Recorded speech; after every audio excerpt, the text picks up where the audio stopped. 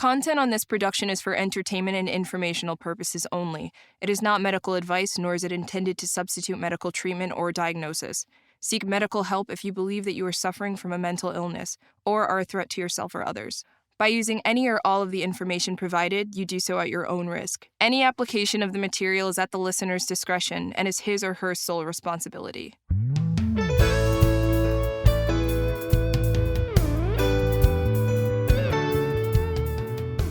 Hey everybody, Doc Brian here, and welcome to Doc Talks, where we talk about people's trials, tribulations, and triumphs, and just life in general. I have today with me Wellie Jackson. Is that right? Yes, sir. All right. And you have a podcast too. Yes. So, right. Where could we find your podcast at? My podcast is on all streaming platforms: Apple Music, Spotify, Amazon Music, Google Podcast, everywhere. It's called Wellie's World Podcast. Okay. Wellie's World. We'll make sure to put that link here on this podcast so you can check him out. Wellie is a comedian, actor, and writer. Yes, sir. Where did you grow up? Are you from this area originally? Yeah, I'm from New York. I grew up in Staten Island, New York.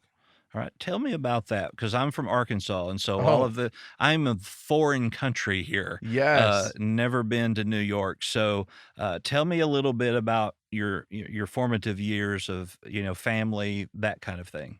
Well, I don't know. I mean, my story's not that intriguing, I don't think. I think it's typical.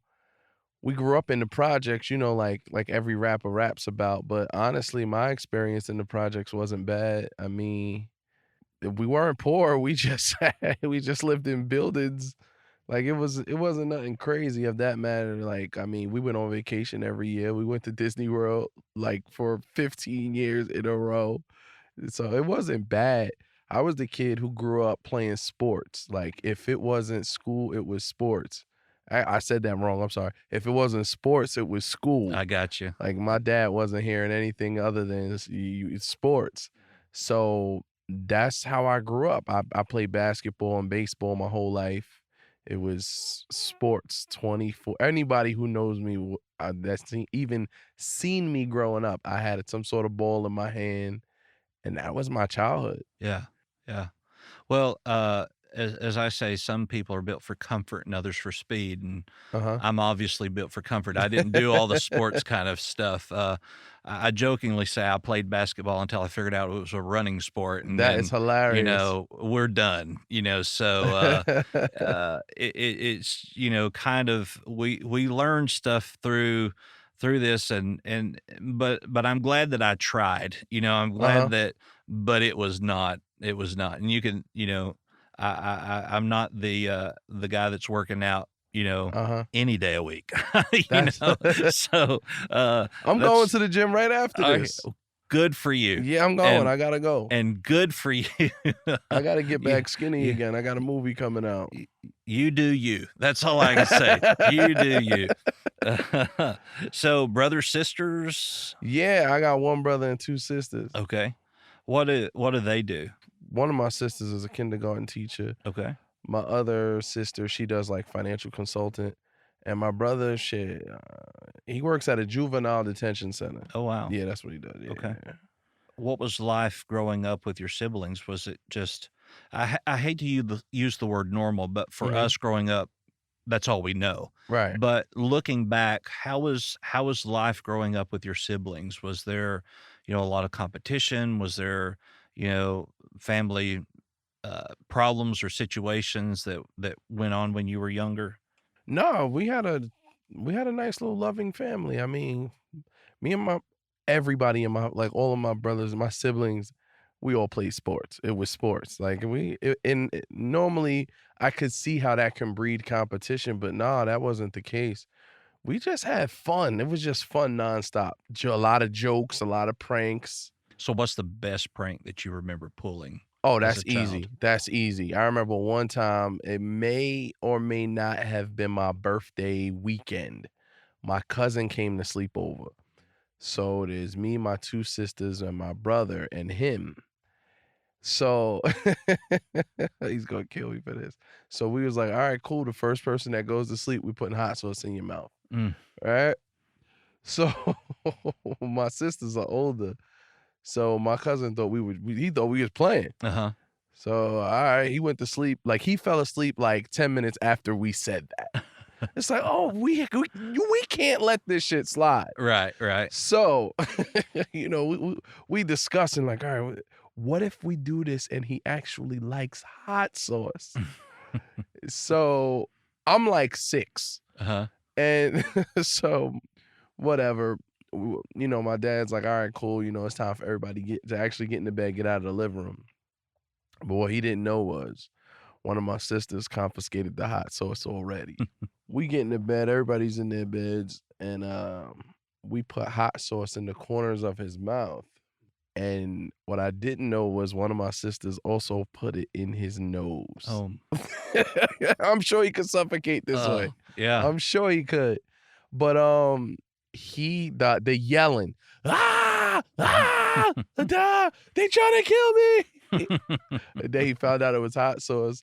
And then what we learned was he was allergic to whatever is in hot sauce. So because his mouth and his nose started breaking out. And he's like, oh, I'm allergic. I don't eat that. Oh my God. This is so So how funny. much trouble did you get in over that prank? I don't even think we got in trouble You're lucky. because they couldn't pinpoint who did it. Yeah. They couldn't pinpoint who did it. And then it was like, well, what the hell do we do? Like, kids are gonna be kids. Right. Like, we want them to still. And then, oh, I'm lying to you. My father said, okay, so since we're gonna play that game, I'm putting hot sauce in everybody's mouth and everybody's nose. That's what happened. So if you're going to stick together, you're all going to get punished. Yeah, that's what happened. And I was like, okay, I like this. Like, this tastes good. Like, my sister started laughing and spit the hot sauce across the room. But yeah, I remember that. I guess that was the punishment. Yeah. That wouldn't happen in my home growing up because if you're on TikTok, I don't know, there's a comedian on there and she has this. It's cooking with Caucasians. Oh, really? And it talks it's about no hot sauce. Yeah, no hot sauce, only salt and pepper. That's all it, we yeah. use. So there would be no hot sauce in our house Y'all would have had to go to Walmart. Yeah, we would. Gotta go get it first. If they had it there, it's one of those kind of things.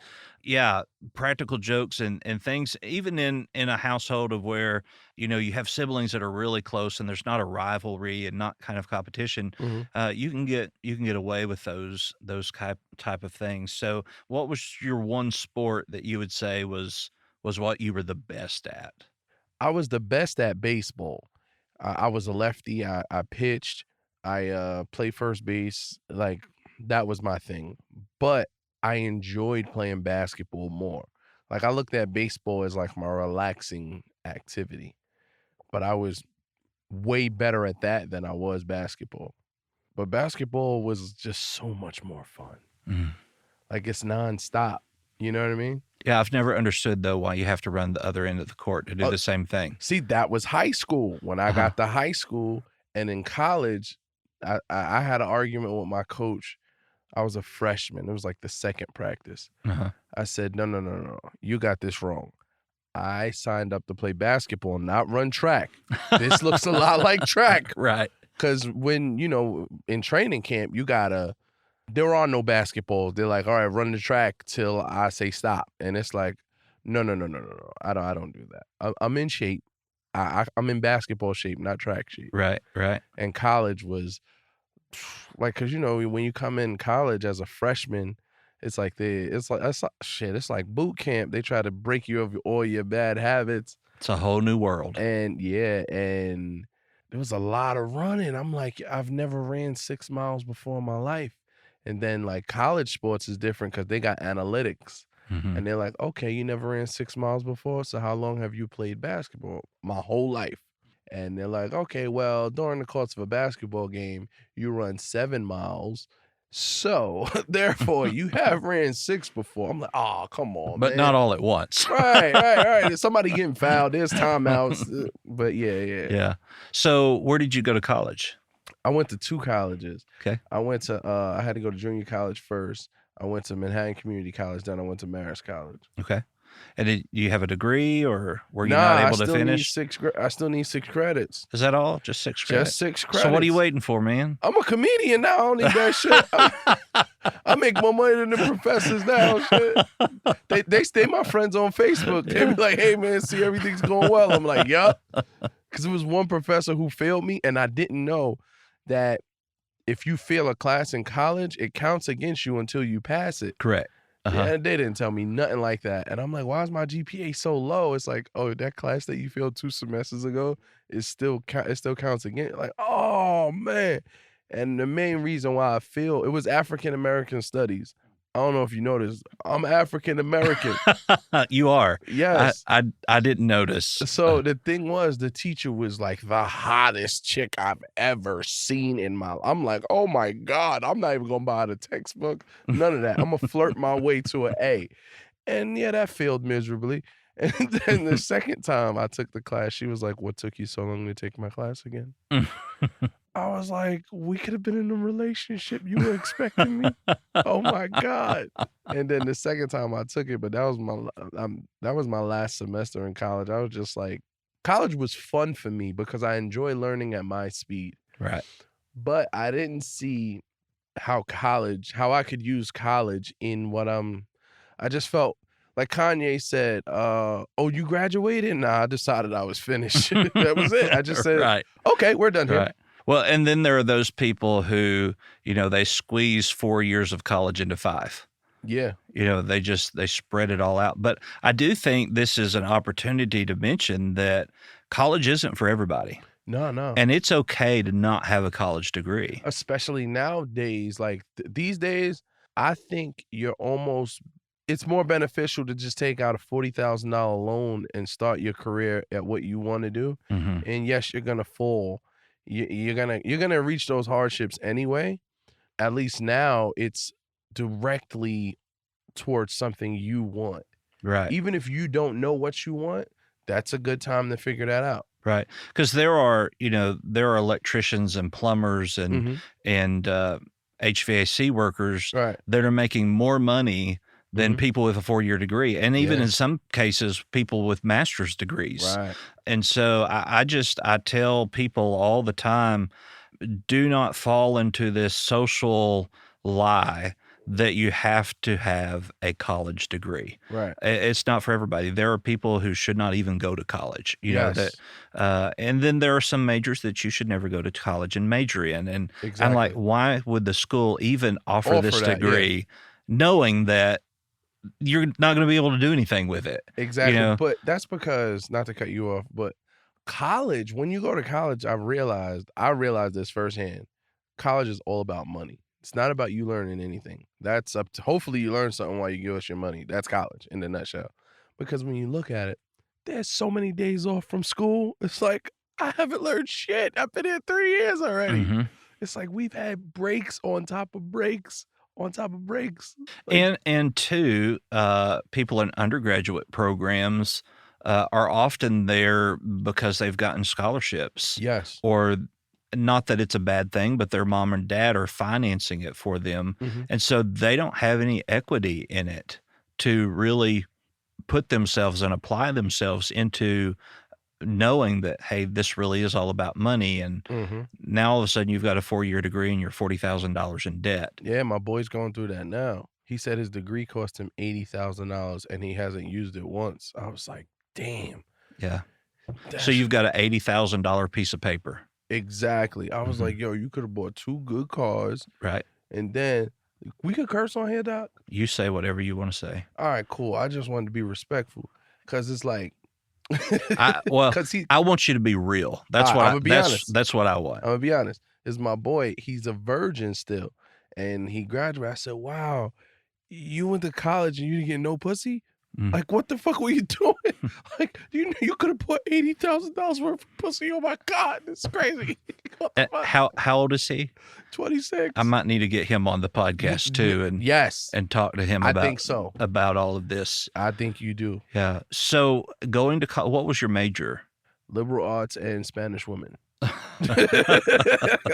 You both are joint major, double major. Yeah.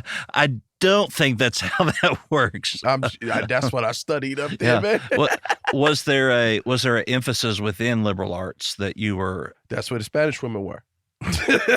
You see what I did? I see what you did there. Yes. No, honestly, that was what my basketball coach told me to take, because he was like, all right, this is going to be the easiest way to stay eligible. He goes, don't get in here, start trying to study business. When you start studying things of that nature, that comes with math. He goes, I can't help you with none of that. He goes, just do because I really wanted to study communications. The first school I went to, they didn't even have a communications program. And because I wanted to get into broadcasting, and they didn't have none of that. So I was just like, all right, let's just do the liberal arts route. It seems the easiest way.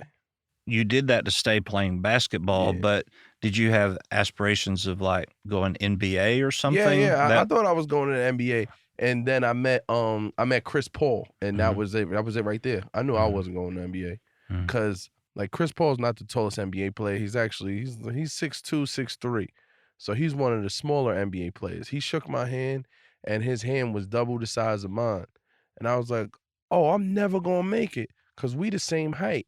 But his hands are double the size because he's a point guard. That means he dribbles the ball a lot. God wants him to be in the NBA.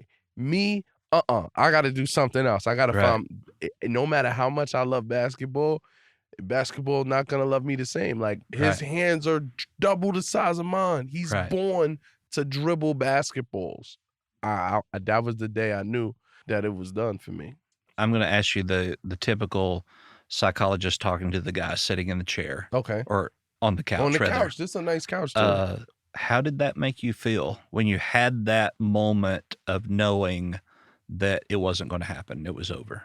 It was like it was a quiet feeling, like everything stopped moving for a minute. Like, you get a little down, like, cause your life's about to change. Like, all right, this isn't the one thing I thought I was gonna do forever.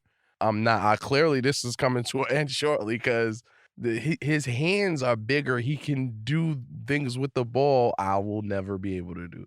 So it was like, all right, cool. It got quiet for a while, and then I was like, it was like sort of like a celebration, because it's like you essentially you have the world in your hands, so to speak, because it's like now you really have to discover yourself. Mhm. It's not what you thought it was. Right. And it's not a sad thing, it's a happy thing, because growth shouldn't be sad. Mhm. You know what I mean? That's good. Like I always look at growth as like a new life, so to speak. Like a new beginning. So from there, how did you process that to know where you wanted to go? I didn't. I just listened to what was around me, because I always feel like your purpose in your life is not something new. It may be something you've been ignoring. Mhm. And I just listened to everything that was around me. And what that was everybody I've ever met said, you're funny. And I was like, yeah, I fought it for years. Everybody has said that about me, but they Mhm. added looking on the end of Funny that looking, that's statement. funny. That's a good one. So everybody's always told me I was funny, and then I listened to who was telling me I was funny. Is it just my friends? Is it just my parents? Is it just my aunts? No. It's everybody, strangers, people in the bank, all ages, all races. So I was like, I always wanted to be a broadcaster. Maybe I'll go into radio. Mhm. And then I had a job working at Sirius XM when they first started.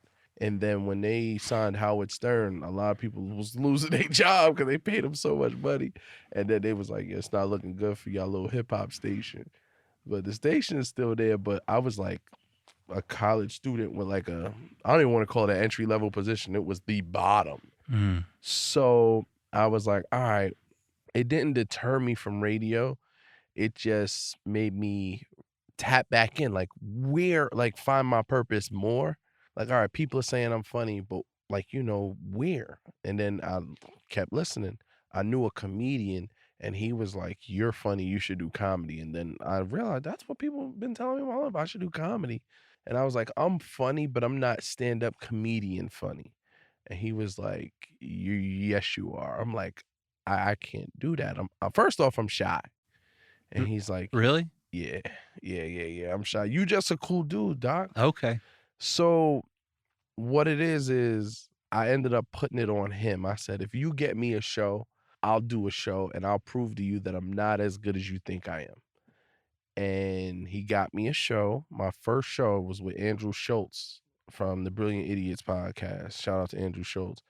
And I I got think on. I'm going to have him this week on Doc Talks. That's my man. Yeah. Yeah, that's my man. My first show, he was hosting. It was his show. And he was like, "What do you want me to say when I bring you on stage?" I was like, "I don't know, my name." He goes, "You ain't been on nothing?" I'm like, "Never. Like, this is my first show." He goes, "Oh, damn." But I got laughs on every joke I told, and it turned out that I was funny. And Schultz was like, "Yo, you want to do the next show?" I was like, "Yeah, when is it?" He was like, "Next week, same time, same everything." And that's what we did. And from there, I'm 9 years in. I done toured 3 different times, the country, the whole Northeast. Like, I've written TV shows. I'm here. So what would you say in your career now, Mhm. as a comedian, actor, writer, what was the pinnacle of that career as of right now? Wow. Like, the way I look at it as many pinnacles. Like, one was going on tour with Tracy Morgan was definitely, that was like my first win. Like, the first time I was like, wow, I'm doing something. Like, you know? So I toured with Tracy for 5 years. That was definitely a pinnacle. When I started, I was super young. Like, I met him within my first year of even doing comedy. And he was like, "Yo, just come on the road with me." And then whatever, that blossomed into a lot. Another pinnacle was writing The Last OG. Just being able to work with so many legends like Jordan Peele, Cedric the Entertainer, Tiffany Haddish. Not only working with them, like, we all still have a relationship till this day. It's great. Like, that is like, they used to pay me for that shit. That's crazy. Mhm. Like, most people barely, they know who Jordan Peele is, but it's like he's the guy you know, but you hardly see him. Mhm. I got his phone number in my phone. Like, that, he's a cool dude. Like, that's Yeah. my boy. So it's like, boom, Jordan. So you can call him and get him to come do a Doc Talk, right? That might give me some clout here. The hard part is calling him and getting him to come to New York. Okay. Well, That's the hard we have part. all kinds of technology That's the here hard part. that we can use. Yeah. Okay. Yeah. But it's like being able to work with these people who are considered legends. Mhm. That is like that's the top. That's the pinnacle for me. Okay. And so on the flip side of that, Mhm. what was the lowest point in your career? The lowest point in my career. Cause I don't look at things as low points. I look at things as, this is just a change. So let's make this a little broader and say, Okay. what is the lowest point that you've had in your life? Lowest point that I've had in my life. Mhm. Whether it be, a loss of a loved one or a situation that just didn't work out, or, whatever, the lowest that you remember ever being in life. I lost my uncle about 3.5, maybe 4 years ago, right before we started working on The Last OG. And that was tough because he was a healthy guy and we were close. We spoke every day. Like, as a kid, he was at my house every weekend. If he wasn't at my house one weekend, there was an issue. Like, something, well, why is he not here? So losing him, and he was one of the most healthiest people that I've known, to a heart attack. It's like, what? No way. That sent me into like depression for months, like 3, 4 months. I was still doing comedy at the time, but it feel like, I do comedy. Like, yeah, I make money, I make good money from it, and things of that nature. But comedy has just been, it never feels like work. It's super fun.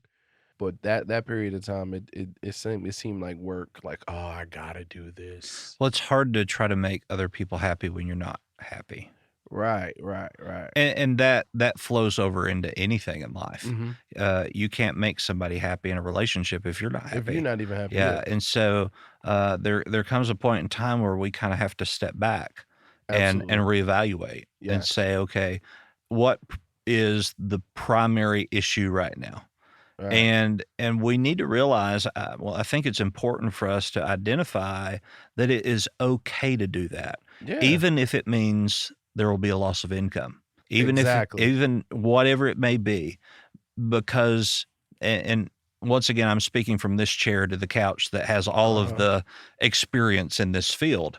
But to me, my thought process would be, it would be better to lose money Yes. than to do a job and not give your 100% and be jaded in that production for the rest of your career. That's exactly me. With me, I don't let money determine my decisions. If something doesn't feel right, I don't do it. And like, I'm like Liam Neeson. I have a rare set of skills. So it's like, I'm gonna be able to make money, And I will find you. and I'm gonna find And I will you. kill you. Yeah, exactly. That's right. So I'm not worried about it. I mean, yeah, it comes into play like, damn, money's gonna be tight for a while, but at the same time, it's like money's not hard to get. Think about it. You look outside and there's a lot of people outside. It's like each and every last one of those people, they're going to get money. It's not hard to get. People just put obstacles in their way. I'm not going to do this to get money. Why do you think that is? Why do you think that some people let this situation get them so to a point that they just, I give up? Well, that's because I feel that's because life gets tough at a certain point, and when people don't realize that life is filled with valleys and peaks, everyone has heard that, but when that shit is happening, people don't see it that way.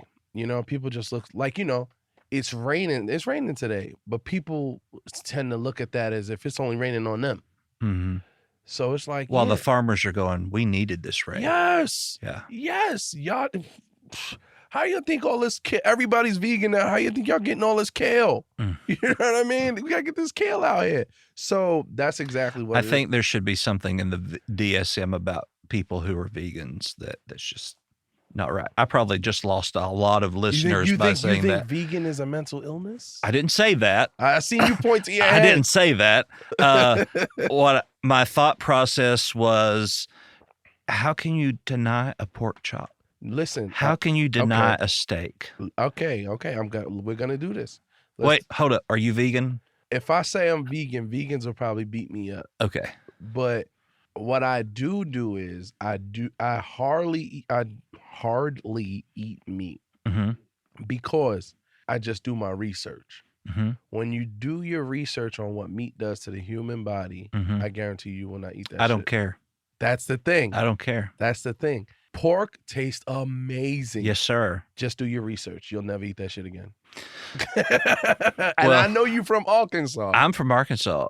You know, we have like Whole Hog Cafe or Pig Pickins, you know, where it's just the whole pig out there and they barbecue the whole pig. And you just go up and literally pick off of it. And it tastes amazing. Absolutely. Yes. 100%. I will not debate you on that. But just do your research. I did my research and it changed my life. Well, for our listeners, I'm not anti-vegan. It's just one of those things where the risk benefit, you know, I told you, I don't want to die of nothing. I want to die of something. So if it's pork, I'll take it. But my thing is, I don't want to die tonight. That's true. Have a heart attack in your sleep. You You can't even take a Bayer aspirin. Okay. You know what I mean? So, well, I'm going to have to remind you, I'm the host here.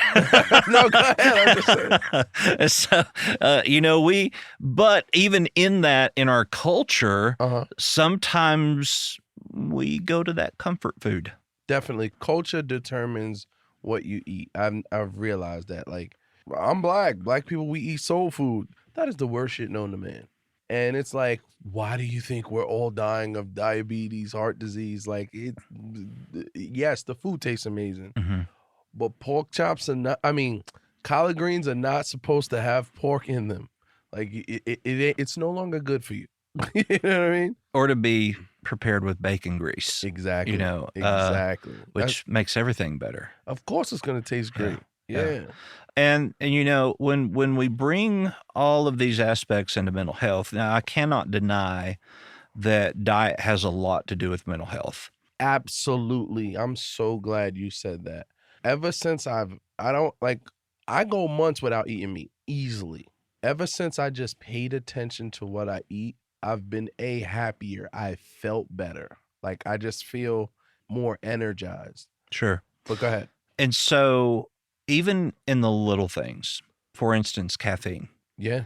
Caffeine does things to your brain that can cause issues. It could, Hmm. make depression worse. It can of course, make anxiety worse.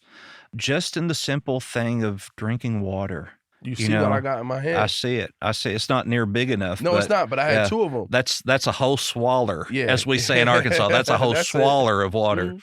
And so, for those listening, of course, I'm not a medical doctor. I can't give medical advice, but the general rule of thumb is take your weight, divide it in half. That's how many ounces of water you should drink a day. Mhm. And if you do that, I even noticed, which I have ADHD, Mhm. I noticed that I think clearer. Yeah. That I see through a different lens. Everything is brighter. And so, yeah, there are all kinds of different things within homeopathic medicine that can give us new outlooks and new expressions. And I would be the first to tell you, I'm not the guy that says, "Hey, you need to go get a prescription for this," Right. because if you go get a prescription from wherever and that little insert in there that tells you this may cause everything, Everything. but the last line says, but your doctor has weighed these risks against what you actually have. Well, has he? Yeah. Yeah. And you certainly haven't, because you went and got it. Right. And so, I think there within not just mental health, but in medical, that there needs to be a lot of advocacy on our own parts, that we are Exactly. advocating for ourselves. And there are just things we shouldn't be doing. Absolutely right. We don't need to just be sleeping 3 hours a night, Sleep and rest is so big. Like my cousin, he's a bodybuilder and a nutritionist, and I used to work out 6 days a week, and he goes, "What the hell are you doing?" Mm-hmm. He goes, "I'm a bodybuilder and I do not do that." He goes, "You can't be getting good sleep at night." Right. He goes, "What day do you just rest?" I was like, "Yeah, it's like Sunday, like whatever." He goes, "Your quality of rest isn't good. Mm-hmm. Like that doesn't even make sense. Like what are Right. you doing?" Right. And everything affects. For every action, there's an opposite and equal reaction. You're absolutely right. And so that brings us to the topic of balance. Yeah, life is all about it. How do we do it? How do we balance? It's a good question. That's a loaded question. Wow. I don't even. All right. It's Or let me like rephrase that. How do you balance?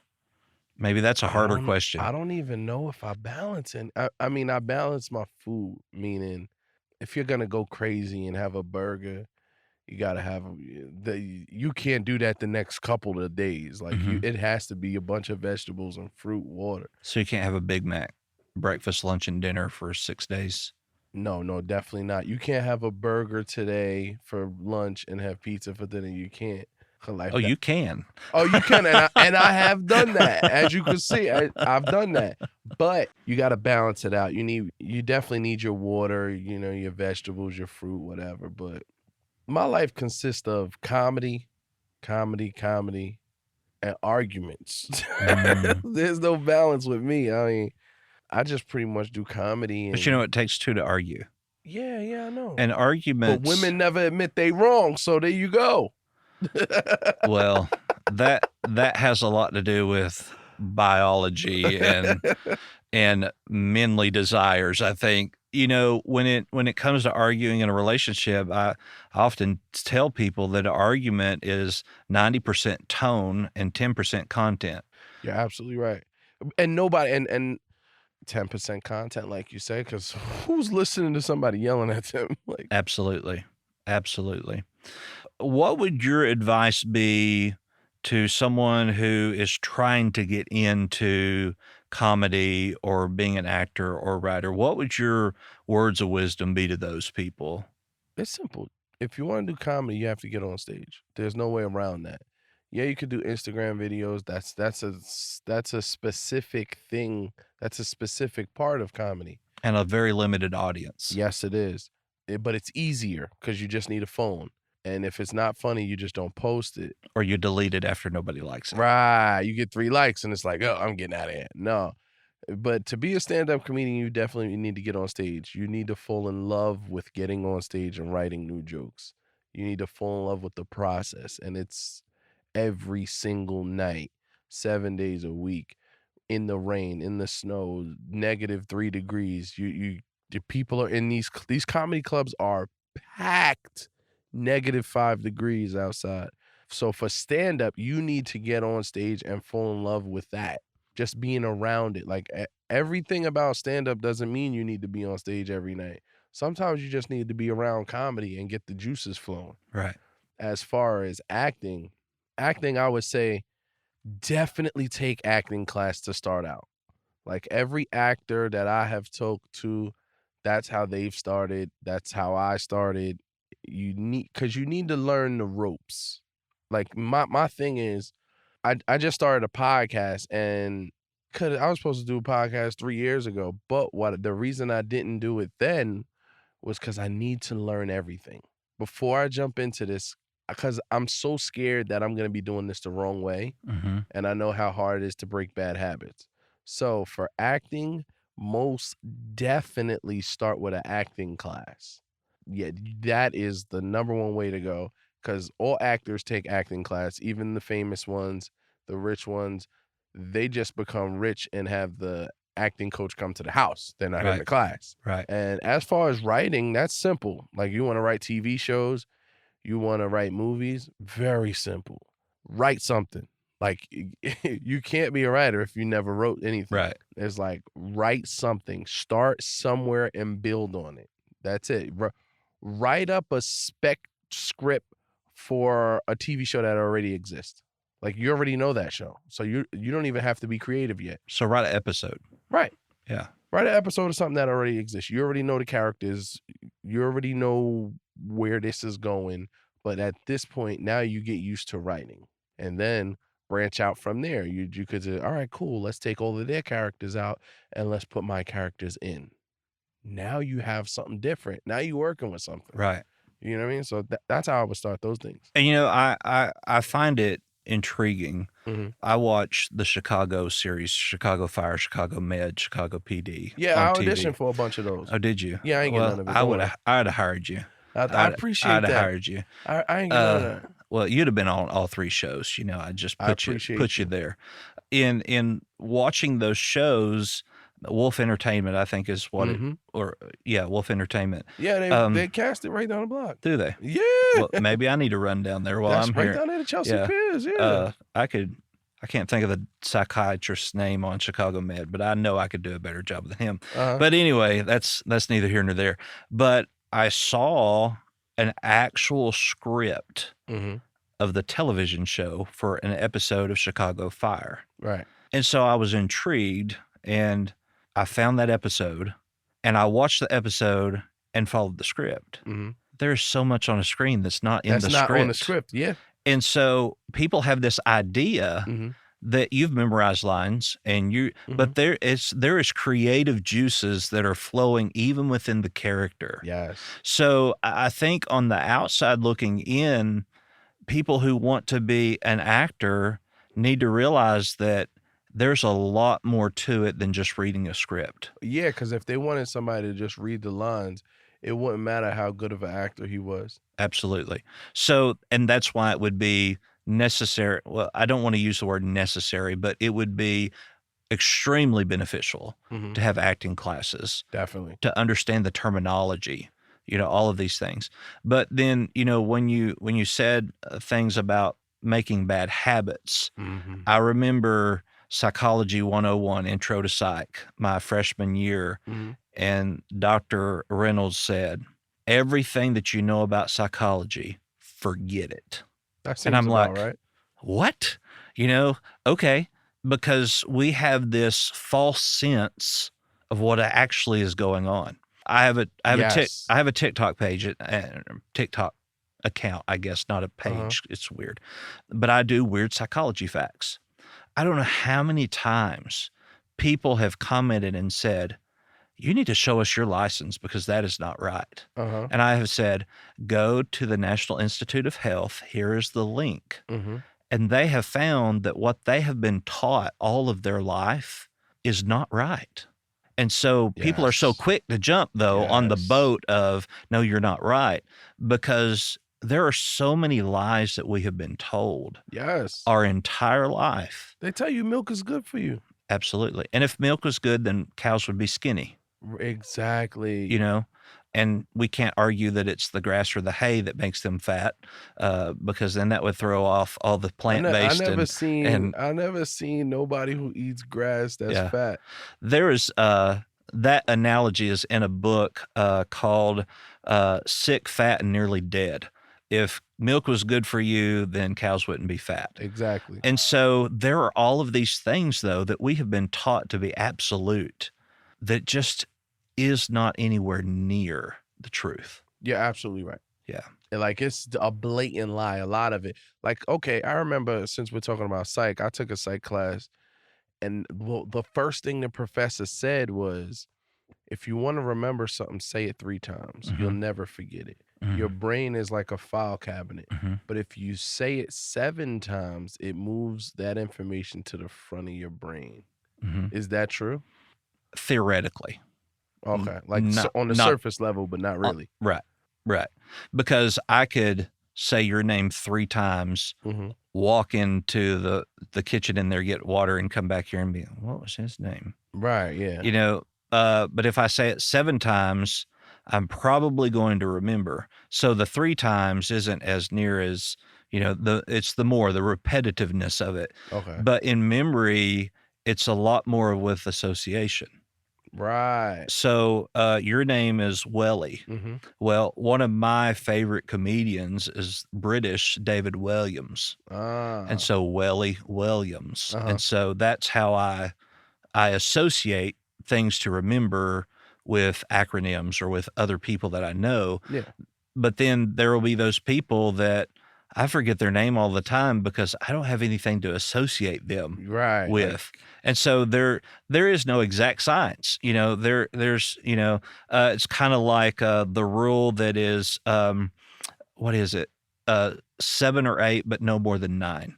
Okay. And that's the rule that, like telephone numbers, we can remember telephone numbers because it's 2 sets of 3. It's perfect. And then 1 set of 4. Yeah. And so you can pack that information to remember. And so, you get into psychology of that. And, not only that, people don't realize that there are psychologists that have jobs at film industries. Yes.